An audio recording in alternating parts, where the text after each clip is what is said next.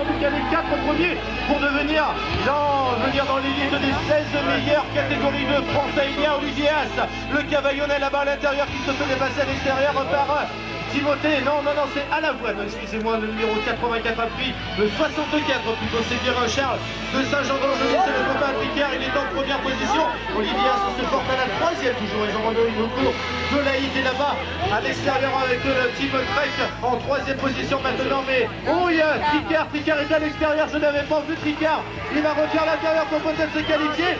En demi-finale, Tricard peut-être éliminé, c'est pas sûr, c'est pas dit encore, ce serait une très grande surprise. Je sais pas. Sylvain, quart de finale. Allez Sylvain!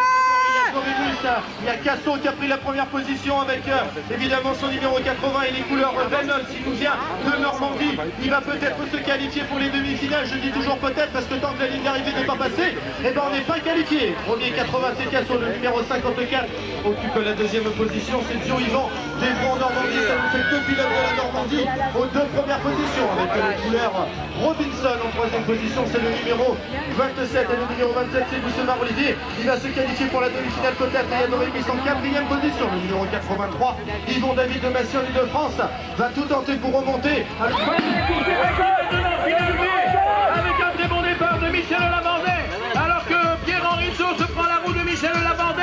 En tête donc maintenant après environ 120 mètres de course, Pierre-Henri Saut s'est repassé en tête. Michel Lavandais fait les extérieurs et Jérôme Quirière tente de prendre la roue de Pierre-Henri Saut.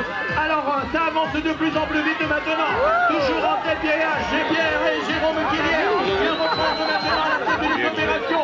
Il reste 150 mètres de course maintenant encore sur la piste de Grenoble. Toujours Jérôme Quirière. Est-ce que Pierre-Henri Saut va attaquer? Vient se mêler à la bagarre. Michel Lavandais mais également Olivier Prosper pour une place d'honneur dans cette course lors de la finale B, dernière épreuve championnat de France 1998.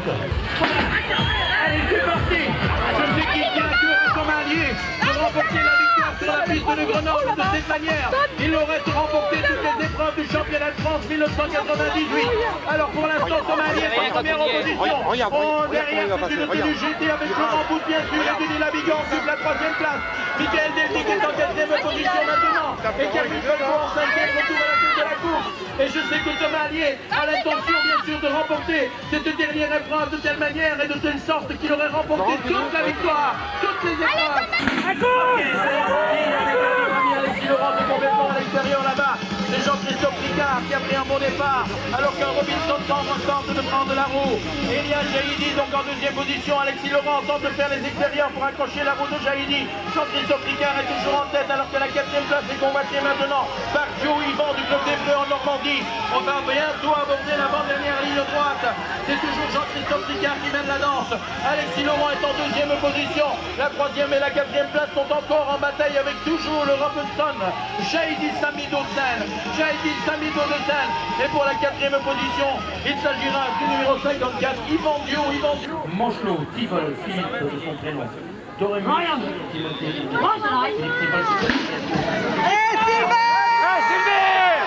Philippe Tivol, il est complètement à l'extérieur. Pascal Goudin est bien sorti de la grille de départ aussi. Philippe Tivol, c'est la dernière course. Je parlais avec lui ce matin, il a dit... Il est tombé pour sa dernière course, il est déçu. Alors attention, on revient à la tête de la course avec Pascal Boudin, un Diamondback, Timothée Dorémus qui occupe la 3e place et en Trek en 4e position.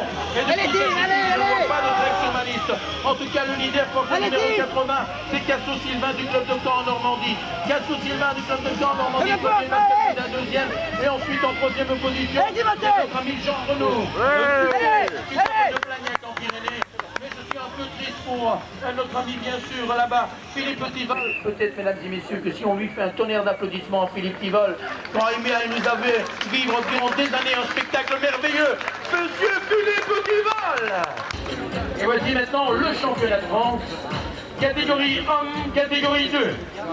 Pour le club de Bugéville, Alexis Laurent. De chez Redline. Pour le club d'Hauts-de-Seine, Samy Jaïdi de Robinson. Pour le club d'Evreux en Normandie, Yvan Dio de chez Roquette. Pour Saint-Jean-d'Angely, Poitou-Charentes, Jean-Christophe Ricard de chez Sun. Pour le club de Montélimar, Dauphine et Savoie, Pascal Baudin qui roule également tout seul. Pour le club de Blagnac en Pyrénées, Jean-Renaud Ducot. Pour le club de Lille en Flandre Artois, Timothée Dorémus de chez Diamond Bike. Et enfin, pour le club de Caen en Normandie, Sylvain Casson, qui roule pour Reynolds. Attention départ, finale catégorie 1-2.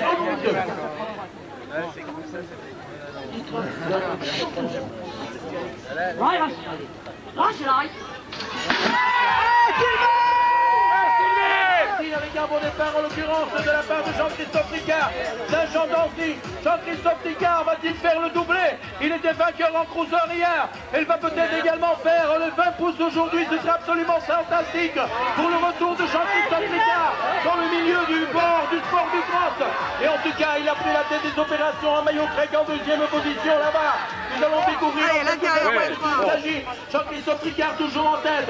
Deuxième position maintenant, bien sûr, pour notre ami Jean-René Ducot, Jean-Renaud Ducot. Et pour la troisième place, Alexis Laurent est à la bataille de chez Alexis Laurent, Jean-Renaud Ducot, deuxième et Alexis Laurent.